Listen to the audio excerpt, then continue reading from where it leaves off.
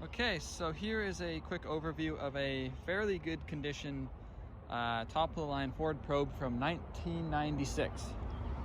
It is in the neat green exterior with the black saddle tan interior. Let's do a walk around of it.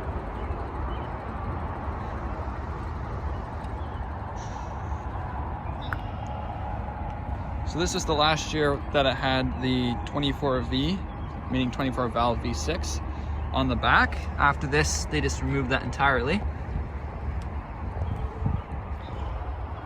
As you can see, it's got the 16-inch alloys that are, if you notice, matched. As in, a lot of them, people put them on, they're facing the wrong direction. It's just not very good. As well, this is a really neat car in the way that it had a floating roof. So that meaning that there's green here, but there's no visible metal on the exterior here, making it look like the roof is floating, which is more evident on the whiter silver models rather than the darker colors, because you can't really see it all that much. The GT as well got obviously the GT logo down here. Different fonts for a lot of years, but this year had, I think, the coolest looking font. As well, it also got the fog lamps in the front there as well. Unless you're in Canada, in that case, every vehicle got the fog lamps because of the DRL requirements, daytime running lights, which meant that you had to get them regardless because the SCs would only have the headlamps and that wasn't going to work. So now I'm going to open it up. You can see inside, seatbelt doesn't retract too good, but you can see inside that it is the saddle tan leather. It was actually reupholstered a couple years ago by the previous owner into a vinyl, which I thought was bad, but if you look at the original stuff in the back, it doesn't feel any different. I don't know how many chemicals Ford put on these seats, but it's definitely pretty bad. This, of course, being the GT loaded, it's got height adjustment for that, back and forward, as well as power lumbar and power bolstering. So that's pretty cool. You could actually bolster the seats in and out and also have lumbar. Weird thing to note though is that it does only have manual recline, which is odd, but a lot of Ford products in this era tended to have that. As well, it has this neat little thing here which folds the rear seat, but it saves the position of where it was. So when you use it, if you fold it, let's get in the back, it'll go back to where it was, which is pretty cool. As well, it's got the, obviously everything, so auto down windows, power mirrors, power door locks. It's got the upgraded stereo system, that reminds you, stereo, don't forget that. This obviously one is a 5-speed manual. I'll hop in. Oh, that did not sound great.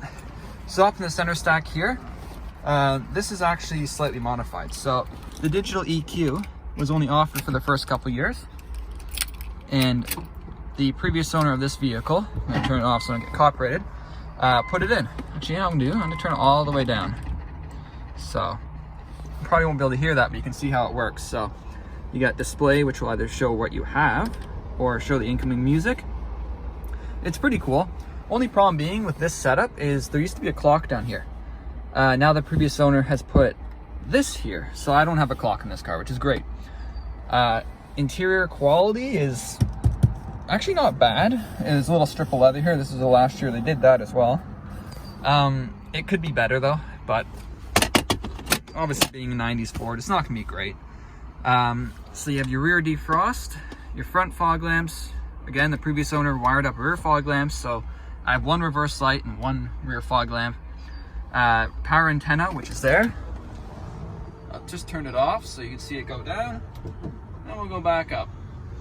And it has this button that says Bluetooth, which has a rear wash wiper.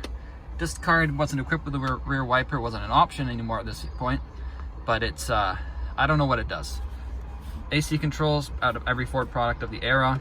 Very, very straightforward to use. They're just, it's odd. The only way that's odd is that it has a picture for the front to defrost the front, but that's, and then it's got letters for everything else, words. So I don't understand that. It's kind of a bit of inconsistency. Got your normal glove box, lockable, all that. I'm going to now show you the stupidest cup holder in the world. So, as you can see here, oh, and the radio is pulled from a Thunderbird, so Could be / Cougar, I'm not sure exactly. That's why he wanted to be able to play the tapes. So this has 2 cup holders built in. The one is here, which slides out and then is kind of gimbaled in a way. It kind of sucks because you put your drinks in here and it slides around because of that, but regardless. Other one is here, so I'll close this up again, is here, so you can kind of pick and choose. However, if you want to have both, it's kind of stupid because you have to roll this out, and the thing that keeps this from popping back in like this is this. But if you want to have 2, so let's say you and your buddy are in the car and you both have a coffee, well, it's gonna suck if he takes his coffee out of here while yours is here, because it's gonna flip up. So every time he takes it out of the cup holder, he's got to put this thing back down. I'm not sure if there's a lock on this or what, but my car there isn't, so it's pretty stupid. Yeah, just in case you forgot, it says slide to remind you. What else in this vehicle is interesting? Obviously the sunroof, which is pretty cool. Power sunroof, power rear view mirror, so it automatically dims. Again, I'm not sure if that was stock. I'm actually gonna fire it up now. This thing doesn't fire up too great. It did this time though, it's cool. So, as you can see, this car has 213,000 kilometers on it. You got the full instrumentation. Shout out to John Davis of Motor Week. You'd be very happy about that. You got the oil pressure, you have your voltage, and you have your coolant temperature and gas, and obviously RPMs. It has the 7,000 RPM redline with the V6. The 4 cylinders, the 2 liter, only had a 6,500 RPM redline, so it's a quick way to tell if you ever see one of these on a listing. Just look at the tachometer if they don't state GT or not. It's got the 240 km/h speedometer, which I think is a bit optimistic, having 164 horsepower, but never know. You have your cruise control on the wheel. Obviously the horn is on the side, not in the middle, as of a lot of cars this era. You have your instrumentation dimming is here, as well as your lights. Ah yeah, flip up lights. So what I'm gonna do, and then your wipers obviously. So what I'm gonna do now is just take a walk to the trunk to show you some cool things. It has a little bit of an exhaust leak, but it sounds pretty good either way. Go over here. So there's the power antenna. But yeah, the trunk, ignore all this. The plastic is out because I just did the struts, so this is normally tan plastic all the way across. Has the 60-40 split rear seats, so they split 1-on-1. So if you have a golf club playing or playing long, you can have still 3 people in the car. Has the factory subwoofer, which is pretty cool. In case you forgot what it was, it says it on it. Spare tires under the carpeting here as well. Yeah, the hatch opening is huge. Can fit a lot of stuff in this car. So what I'm gonna do now is go open up the hood and show you the engine. All right, so here's the engine. V6, 2.5 liter KLDE. It runs pretty good. It's a very high revving engine, very smooth, but it doesn't make a lot of power, although they're not slow. It's 6.9, 6.8 seconds to 60 if you really give it. Yeah, so what I'm gonna do now, and then obviously frameless doors. It's a very cool car. Back in the day, you have these flush door handles as well, which is really cool. So what I'm gonna do now is, as a final thing, I'm just gonna show the car the lights up and the fog lamps on. I think it looks really sweet, and other than that, thanks for watching, and take a look at this very neat piece of automotive history, which is the failed Mustang replacement. People did not like it.